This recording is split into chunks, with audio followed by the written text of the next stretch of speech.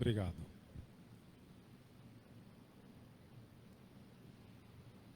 Irmãos e irmãs, graça e paz.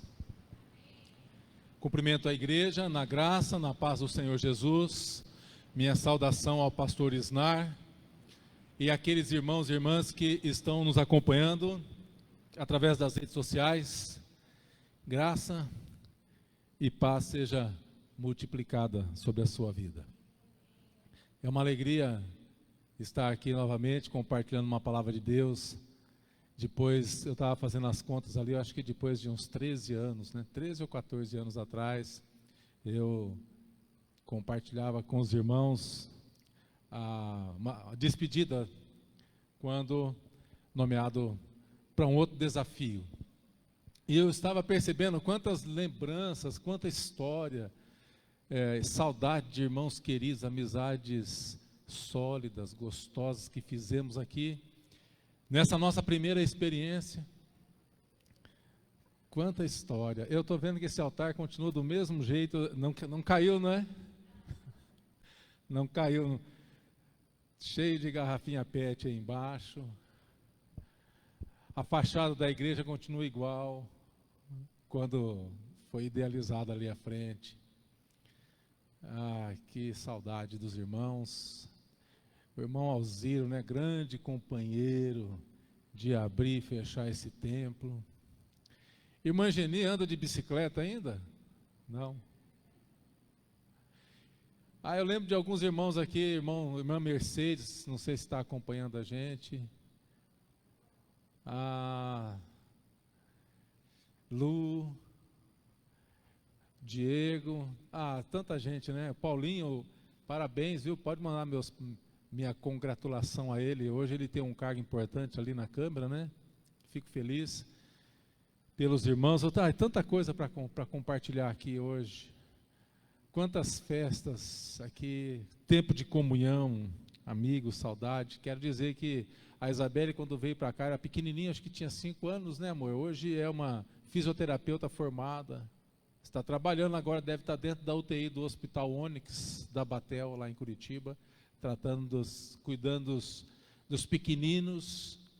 O Gabriel também já está formado em engenharia, trabalha na Harbor, uma construtora lá de Curitiba.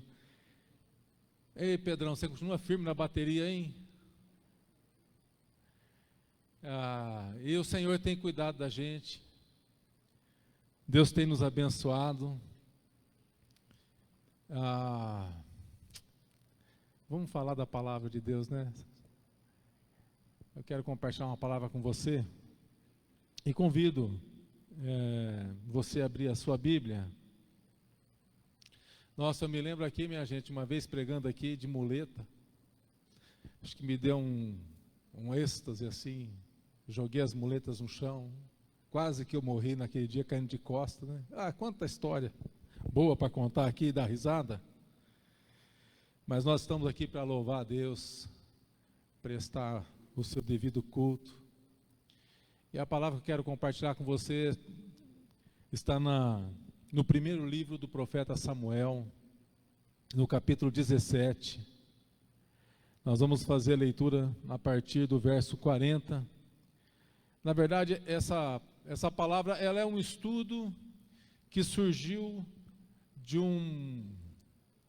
uma pergunta que um irmão fez para mim. Ele fez a seguinte pergunta: falou, pastor, por que Davi escolheu 5 pedras para matar o gigante, se uma única pedra era necessária? Então, instigado por essa pergunta, pela curiosidade desse irmão, então eu fui investigar, eu fui pesquisar, e essa palavra é um estudo, na verdade, que eu quero compartilhar com você, e alguns ensinamentos que esse estudo traz para aplicarmos no nosso dia a dia e para observarmos. Então, vamos à leitura bíblica. A palavra de Deus, ela diz assim, primeiro livro de Samuel, capítulo 17, verso 40 a 49. Tomou o seu cajado na mão e escolheu para si 5 pedras lisas do ribeiro e as pôs no alforje de pastor que trazia, a saber, no surrão, e lançando mão da sua funda, foi-se chegando ao filisteu. O filisteu também se vinha chegando a Davi, e o seu escudeiro ia diante dele. Olhando o filisteu e vendo a Davi, o desprezou, porquanto era moço, ruivo, de boa aparência. Disse o filisteu a Davi: sou eu algum cão, para vires a mim com paus? E pelos seus deuses amaldiçoou o filisteu a Davi. Disse mais o filisteu a Davi: vem a mim e darei a tua carne às aves dos céus e às bestas das feras do campo. Davi, porém, disse ao filisteu: tu vens contra mim com espada e com lança e com escudo. Eu, porém, vou contra ti em nome do Senhor dos exércitos, o Deus dos exércitos de Israel, a quem tens afrontado. Hoje mesmo o Senhor te entregará nas minhas mãos. Ferir-te-ei, tirar-te-ei a cabeça, e aos cadáveres do arraial dos filisteus darei hoje mesmo as aves dos céus e as bestas feras da terra, e toda a terra saberá que há Deus em Israel. Saberá toda esta multidão que o Senhor salva, não com espada nem com lança, porque do Senhor é a guerra, e Ele vos entregará nas nossas mãos. Sucedeu que, dispondo-se o filisteu a encontrar-se com Davi, este se apressou e, deixando as suas fileiras, correu de encontro ao filisteu. Davi meteu a mão no alforje, tomou dali uma pedra, e com a sua funda lá tirou, e feriu o filisteu na testa. A pedra encravou-lhe na testa, e ele caiu com o rosto em terra. Até aqui a nossa leitura. Pai, nós nos colocamos inteiramente diante da Tua presença e diante da Tua palavra, e pedimos que o Senhor nos dê agora inspiração, Senhor, unção de ensinamento, para que possamos aprender com a Tua palavra e com essa história, em nome de Jesus. Amém.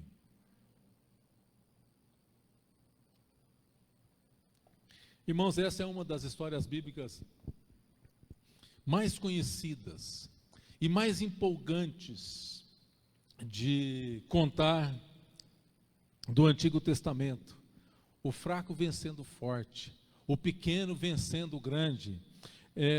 E até hoje, quando uma equipe inferior vence uma equipe superior, dizem o ditado, né, uma batalha ou uma luta de Davi e Golias. Eu quero dizer para os irmãos que o contexto dessa batalha, ela se dá numa região cercada de montanhas no vale da Judéia, com uma planície bem ampla. Um lugar era muito importante, estratégico, e por isso havia ali a disputa por esse lugar. Era palco de muitas guerras, e quem vencesse tomaria conta, o domínio da região. Então essa razão, porque esse local era um local onde muitas guerras eram travadas entre os filisteus e Israel e outras nações também. Só para a gente ter uma ideia de comparação, somente a malha de bronze que revestia Golias já dava o peso de Davi, ou superava o peso de Davi. O escudo que o seu escudeiro trazia pesava cerca de 100 quilos.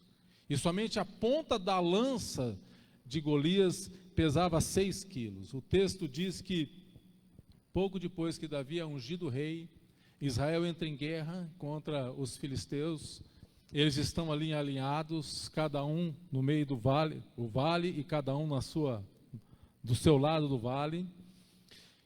E Jessé, então, com os seus filhos em batalha, envia Davi para ver como é que estava a guerra, para levar mantimento para os seus filhos, para trazer notícia dos filhos e notícia da guerra. E eles estavam ali enfileirados. A verdade é que o lugar, nenhum inimigo tinha a coragem ou a ousadia de enfrentar e subir a montanha para enfrentar. Eles estavam num vale e tinham montanha dos dois lados. Era um suicídio. Por isso que ficaram durante tanto tempo acampados. Estrategicamente, se um inimigo fosse até o outro, seria facilmente vencido. Então, o que Golias faz? Golias começa a desafiar a Israel, pedindo que viesse um herói, alguém que lutasse com ele, e quem vencesse a guerra. Então, seria o vencedor. Só que diante daquele homem grande, aquele gigante, aquele homem forte, poderoso, adestrado, preparado para a guerra, preparado para a batalha, não havia ninguém com coragem suficiente para encarar aquele gigante. Os israelitas estavam amedrontados, eles estavam acuados, eles estavam moralmente abatidos diante da injúria daquele guerreiro que saía afrontando não apenas a moral deles, mas inclusive o Deus a quem Israel servia. E não havia pessoa alguma, o natural seria que Saul, aquele que a Bíblia diz que se destacava dos seus irmãos, o natural seria que Saul aceitasse o desafio, que Saul aceitasse a batalha e fosse guerrear com Golias. Mas o Espírito de Deus não estava mais com Saul. Faltava coragem, por conta da desobediência, por conta do seu pecado. O Espírito já havia se retirado de Saul, e então não havia coragem para encarar aquele gigante. E a gente percebe no texto que aquilo que faltava em Saul sobrava em Davi.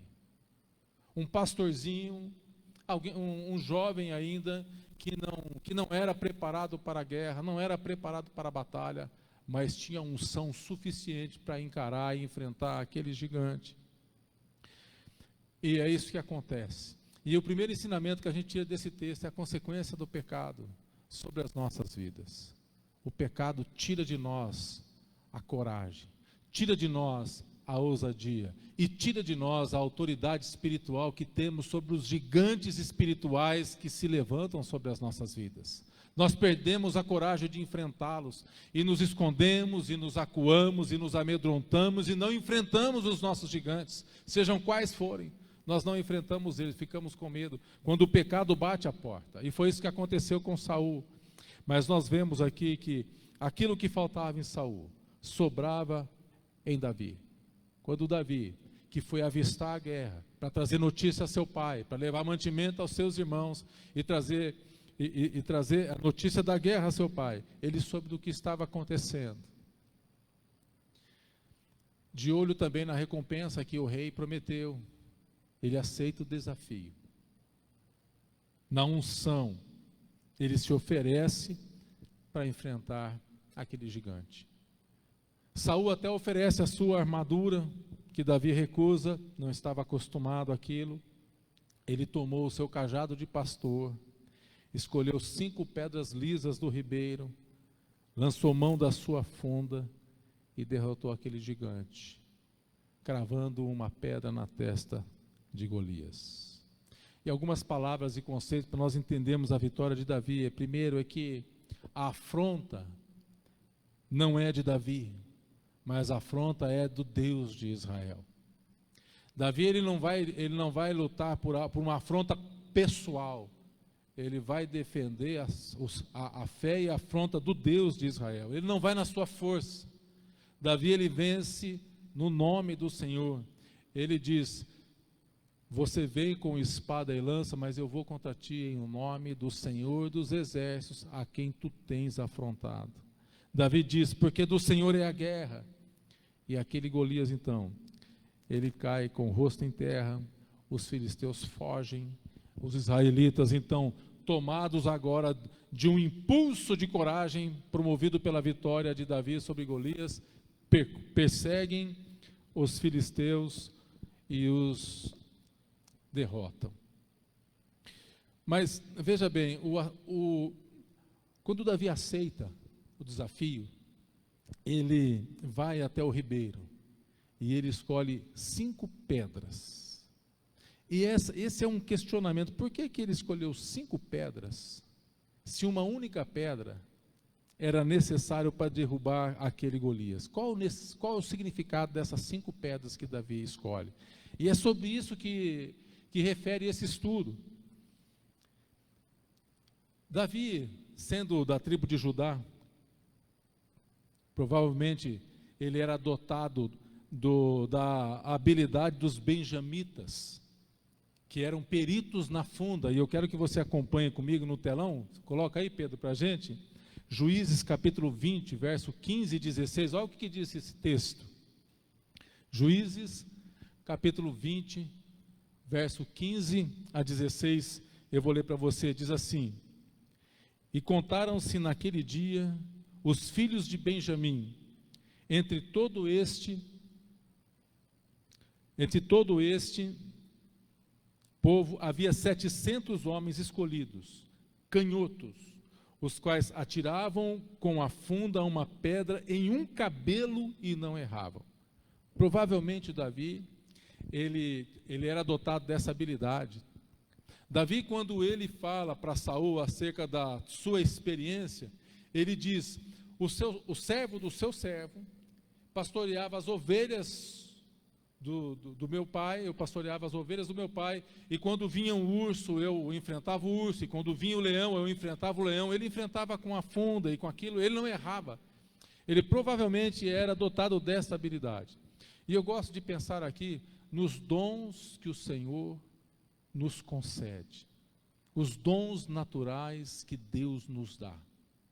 E Davi era um homem cheio de talentos, um homem cheio de dons, um homem que tocava harpa, um homem que manejava a funda, um homem que pegava o seu cajado e conduzia as ovelhas do seu pai.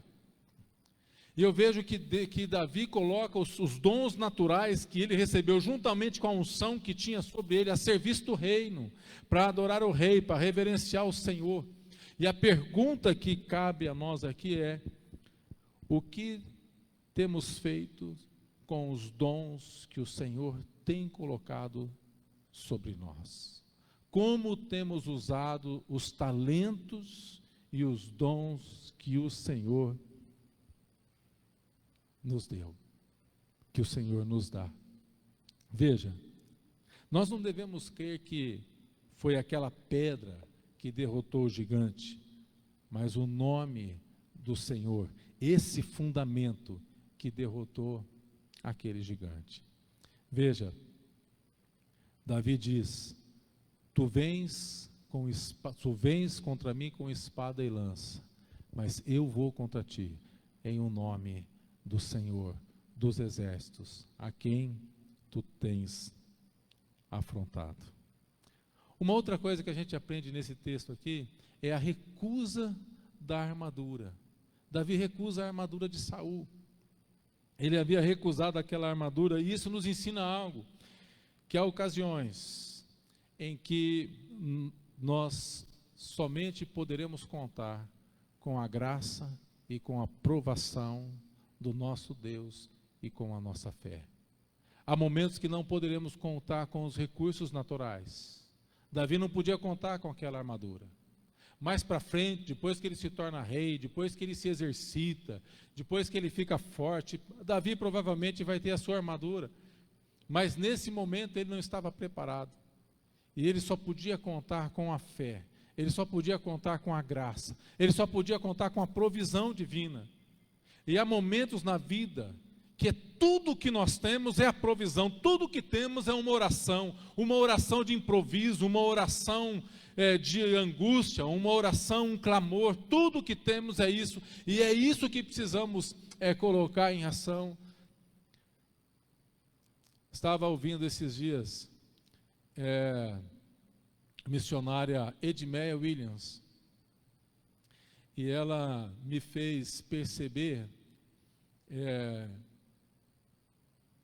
um modo diferente do qual eu já colocava em prática, mas eu não percebia, porque Jesus nos ensina a orar sem cessar, e a forma como ela fala sobre oração desmistifica que a oração tem que ser um peso, que a oração tem que ser aquela hora, com hora marcada, com o joelho no chão, com um propósito, com temas, e fica algo muito maçante, muito pesado. E então ela diz o seguinte, ela diz que Jesus nos ensina, a palavra de Deus diz que nós temos que orar sem cessar, e esse orar sem cessar mostra que o Senhor, Ele está junto conosco em todo o tempo, em toda hora, no trabalho, no lazer, em todo o tempo Ele está conosco. Então a oração pode ser frases curtas, como quando nós entramos numa fila de banco, e estamos com pressa, e nós podemos falar com Deus: está vendo, Senhor, eu estou com tanta coisa para fazer, ó Pai, e agora essa fila, e eu tenho mais aquele outro compromisso. São frases curtas que nos conectam e nos colocam e faz com que nós possamos perceber a presença de Deus junto conosco. Quando estamos fazendo o bolo, e tem aquela receita e está tudo aporado, Eliane. Então, aquela oração que você solta no meio da receita, no meio do preparo, aquele é um momento de comunhão que temos com Deus, mostra que nós estamos conectados com o Senhor. Isso muda totalmente a perspectiva de que a oração pode ter sim, pode ter hora marcada, pode ter tema para ser orados, mas nós precisamos entender que o Senhor está conosco em todo o tempo, Saulo. Quando nós estamos dirigindo para fazer aquela entrega e temos horário marcado, Senhor, me ajuda, Pai, coloca os teus anjos. E eu me lembro quando estava vindo de Guaíra para celebrar o casamento do Adriano e da Adriana. É Adriano e Adriana? E eu estava vindo, não vou entrar nos detalhes, mas estava atrasado, muito atrasado. E eu já estava andando um pouquinho além do que eu costumo andar na estrada. Umas 3 curvas antes de eu ser parado pela Polícia Federal, pela Polícia Rodoviária, eu fiz um clamor em pensamento. Eu falei: Senhor, me livra na estrada, eu preciso chegar no horário nesse casamento. 3 curvas depois, o policial mandou eu encostar. E ele falou assim: o senhor está com pressa, né? Eu falei: eu estou andando um pouquinho acima do que eu costumo, eu não ando assim, eu tenho um casamento para fazer, eu tenho horário para chegar em Maringá. Ele viu que eu estava com a Kenny, eu estava paramentado, eu estava de clerical. Ele falou assim: mas o senhor é da onde? Eu falei: eu sou pastor da Igreja Metodista de Guaíra. Ele falou: mas o senhor foi pastor da Igreja Metodista em Marialva? Eu falei: sim. Ele me reconheceu e falou assim: ó, tá bom, eu vou te liberar o senhor. E o senhor pode ir. Eu cheguei na igreja faltando 1 minuto para celebrar aquele casamento. E se eu não chegasse, o padre ia fazer o casamento sozinho. E era um casamento ecumênico. Orações curtas, frases curtas. Davi faz uma oração no meio da batalha. É o nome do Senhor dos Exércitos. Davi havia recusado. Haverá momentos que nós só poderemos contar com a graça, com uma oração e com a fé que nós precisamos exercer. Mas eu quero falar sobre o mistério das pedras, o mistério da escolha das pedras de Davi. É um fato curioso, e é o fato que me levou a investigar o significado, e eu quero compartilhar com você. No segundo livro de Samuel, no capítulo 21, verso 15 a 22, eu queria que você prestasse atenção na leitura. O Pedro tem, se ele puder projetar, segundo de Samuel, capítulo 21, versos 15 a 22. Na tua Bíblia, se você estiver acompanhando, você deve ter um subtítulo aí: Gigantes mortos pelos homens de Davi. Quem que tem esse subtítulo? Gigantes mortos pelos homens de Davi. O texto diz assim, a partir do verso 15: de novo fizeram os filisteus guerra contra Israel. Desceu Davi com os seus homens e pelejaram contra os filisteus. Ficando Davi muito fatigado, Isbi-Benob descendia dos gigantes. O peso do bronze da lança era de 300 ciclos, estava cingido de uma armadura nova, e este intentou matar Davi. Porém Abisai, filho de Zeruia, socorreu, feriu o filisteu e o matou. Então os homens de Davi lhe juraram, dizendo: nunca mais sairás conosco a peleja, para que não apagues a lâmpada de Israel. Verso 18: depois disto houve ainda a guerra em Gobe, outra peleja contra os filisteus. Então Sibecai, ou Uzita, feriu Asaf, que era descendente dos gigantes. Verso 19: Houve ainda em Gobe outra peleja contra os filisteus, e Elanã, filho de Jaeré Oregim, o belemita, feriu a Golias, o geteu, cuja lança tinha haste como eixo de tecelão. Esse aqui é outro Golias.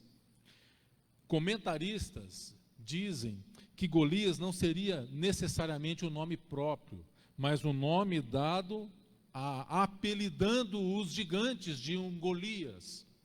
Verso 20 diz assim: houve ainda outra peleja, esta foi em Gate, onde estava um homem de grande estatura, que tinha em cada mão e em cada pé 6 dedos, 24 dedos ao todo, também esse descendia dos gigantes. Quando ele injuriava a Israel, Jonatas, filho de Simé, irmão de Davi, o feriu. Verso 22, estes 4, presta atenção aqui, irmãos, estes 4 dos gigantes em Gate, e caíram pela mão de Davi e pela mão de seus homens. O que a Escritura nos ensina aqui? Golias, ele teve 4 irmãos. Com Golias 5, Isbinote, Safe, Lami e um homem de alta estatura com 24 dedos.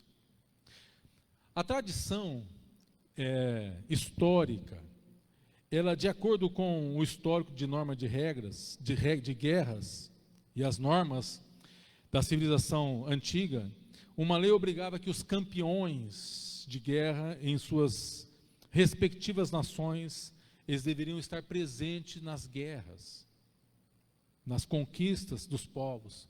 Isso revela que não apenas Golias se encontrava naquele exército quando aquele filisteu gigante foi morto, mas também os seus 4 irmãos estavam presentes.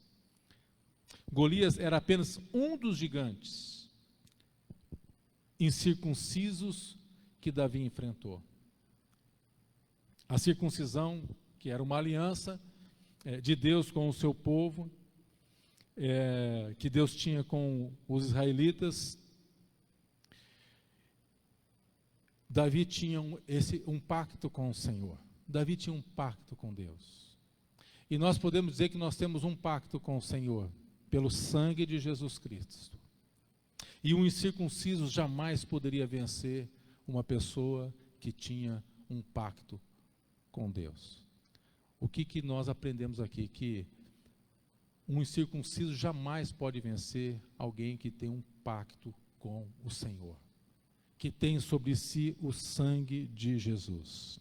A história nos conta que Davi venceu Golias enquanto Golias ainda se preparava para a batalha. Ele recebeu um golpe sem saber de onde veio.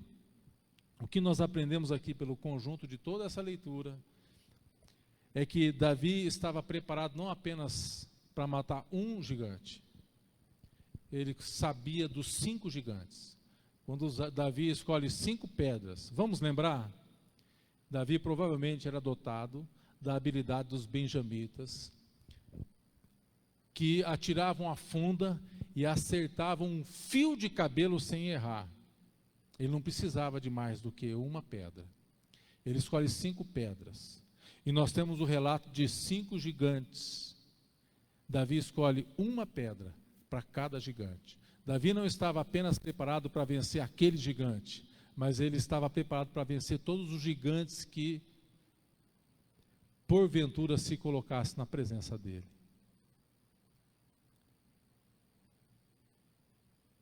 Agora veja, apenas por analogia, no momento que somos ungidos, na nossa conversão, nós precisamos estar cientes de que gigantes se levantarão para afrontar a nossa fé, para nos ridicularizar, para nos amedrontar. Gigantes se levantarão para nos acuar e para tentar impor domínio sobre as nossas vidas e para tentar nos escravizar. E nós precisamos ter firmeza, fé e ousadia, porque eles vão tentar se levantar para nos dominar, para nos trazer de volta sob o seu domínio. Óbvio que os gigantes que vão se levantar não são os filhos de Anak, mas existem outros gigantes que se levantarão contra nós. tendo o objetivo que a vitória, aquele que vencesse, dominaria, o outro se tornaria escravos, e sabendo que aquele que luta contra nós é Satanás, os seus demônios, e que tenta nos escravizar no pecado, e que a pessoa que entregou a sua vida a Jesus Cristo agora é alvo deste inimigo. E pensando na nossa natureza humana, porque é onde somos tentados, levando em consideração o nosso sentido, que coincidentemente são 5: olfato, paladar, eu anotei tudo aqui para não errar, visão, audição, tato, olfato e paladar. Esses são os sentidos que atraem o ser humano. E a palavra de Deus nos diz na primeira carta de João, capítulo 2, 15 e 17, não ameis o mundo, nem as coisas que há no mundo. Se alguém amar o mundo, o amor do Pai não está nele. Porque tudo o que há no mundo, a concupiscência da carne, a concupiscência dos olhos, a soberba da vida não procede do Pai, mas procede do mundo. O mundo passa e também a concupiscência, porém aquele que faz a vontade de Deus permanece eternamente. Esse texto fala da concupiscência da carne. Esse texto fala dos olhos, da soberba da vida. Todos os sentidos do ser humano estiveram envolvidos na queda do ser humano, no pecado original. A mulher foi atraída com seus olhos ao ver o fruto, a serpente falou com ela, a audição estava presente, o cheiro do fruto foi atraído, o tato, ela pegou na mão, o paladar, ela provou, todos os sentidos foram envolvidos. E o propósito de Deus, levando em conta que o propósito de Deus é a nossa santificação e a santificação dos nossos sentidos. É a santificação do nosso olhar. É a santificação do nosso falar. É a santificação do nosso tocar. É a santificação do nosso perceber, do olfato. É Deus trabalhando em nós pelo Espírito. Isso está muito claro na carta de Paulo aos Gálatas. As obras da carne e o fruto do Espírito. É a substituição dessas coisas. É Deus trabalhando em nós. E nós temos textos, Romanos 11:8 diz, como está escrito, Deus lhe deu espírito de entorpecimento, olhos para não ver, ouvidos para não ouvir até o dia de hoje. Se alguém tem ouvidos, ouça, Marcos 4:23.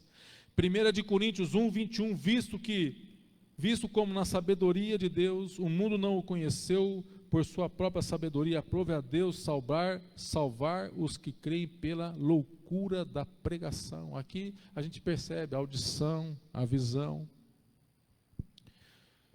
O tato, o paladar, Jeremias 15:16, achadas as tuas palavras, logo as comi, as tuas palavras me foram gozo e alegria para o coração, pois pelo teu nome sou chamado, ó Senhor, Deus dos exércitos.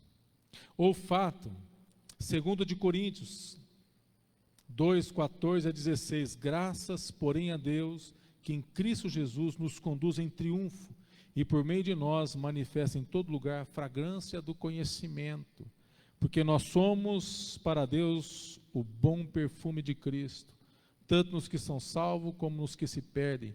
Para esses cheiros de morte para a morte, para com aqueles aroma de vida para a vida. Quem, porém, é suficiente para essas coisas?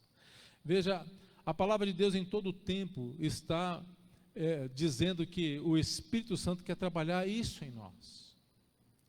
O Senhor não quer apenas nos salvar, Ele quer trabalhar isso para que a obra do Senhor seja perceptiva por aqueles que estão no mundo, para que eles possam ver essa obra e terem esperança. A resposta que esse mundo perdido precisa é olhar para a transformação que o Espírito de Deus opera em nós. Eu estava ouvindo a Kênia, ela gosta de ouvir bastante o Hernandes Dias, eu não sei se é dele que veio essa frase, mas eu ouvi isso. A igreja que o povo precisa ver não é a igreja que está dentro desse lugar, mas é a igreja que caminha, é a igreja que anda, é a igreja que negocia, é a igreja que trabalha, é a igreja que joga bola, é essa igreja que vai despertar o interesse daquelas pessoas que estão fora. Não é a igreja que está dentro. Nós queremos que as pessoas venham e conheçam esse lugar aconchegante, esse lugar de adoração, esse lugar de comunhão, onde o Espírito se manifesta, onde as coisas acontecem e nós não temos resposta para todas elas, mas o que vai impactar o coração das pessoas é a igreja que negocia, é a igreja que trabalha, é a igreja que está jogando futebol, é a igreja que está fazendo visita ao vizinho, é a igreja lá fora que vai impactar o coração das pessoas que precisam conhecer a Jesus Cristo. A pessoa que tem Jesus como Senhor e Salvador e que é nascida de novo, ela é essa igreja que causa impacto quando negocia, quando se diverte no meio lá fora.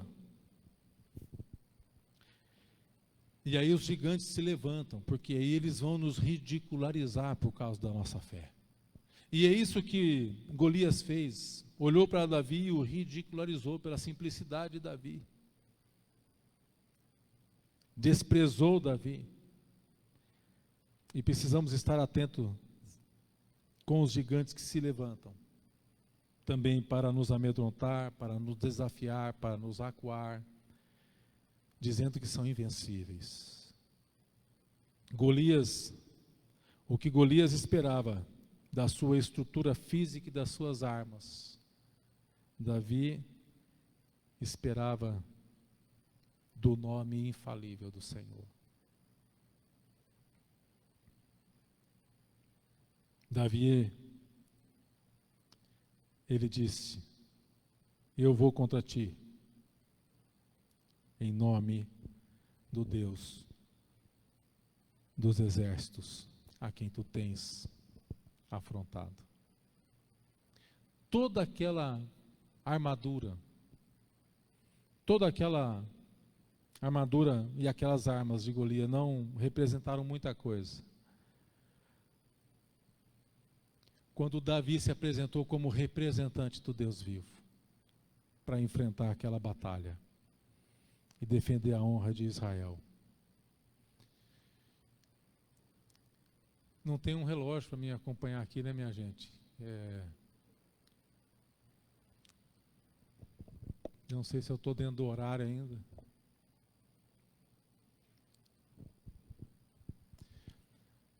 Agora veja, o verdadeiro e mais poderoso e invencível habita dentro de você, o Espírito Santo. Agora eu quero que você pense comigo. Davi foi ungido. A unção de Davi é diferente do Espírito que está sobre a vida de você, sobre a vida da igreja e sobre as nossas vidas. Não é a mesma coisa. Lembre-se que Jesus diz que o menor no reino dos céus é maior do que o maior profeta.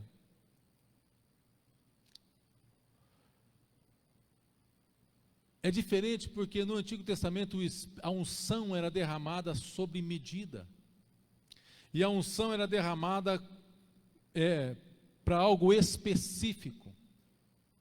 Davi recebeu uma unção para reinar. Mas o que nós recebemos é algo diferente do que Davi recebeu. Nós recebemos a plenitude do Espírito Santo. Nós recebemos o Espírito que clama dentro de nós: Abba, Pai. Então deixa eu dizer para você, na rua as pessoas não veem Jesus, e as pessoas não leem a Bíblia. Algumas leem, mas na rua as pessoas precisam ver o Saulo e a Sônia e precisa pensar assim, nossa, olha lá, um vendedor de chapéu que parece Jesus. Na rua as pessoas precisam ver a nós e precisam fazer a leitura das nossas vidas. O que as pessoas têm lido quando olham para nós? Que recebemos o Espírito de adoção que clama, Abba, Pai. Então você percebe que aquilo que está em você é superior ao que estava ainda sobre Davi? Então nós podemos vencer os gigantes que se levantam para nos afrontar. E nós podemos vencer com armas poderosas, com a palavra de Deus. Nós podemos vencer com a oração. Nós podemos vencer com a nossa fé. Nós podemos vencer com a ousadia e a autoridade que há no nome de Jesus Cristo. Nós podemos vencer perseverando até o fim.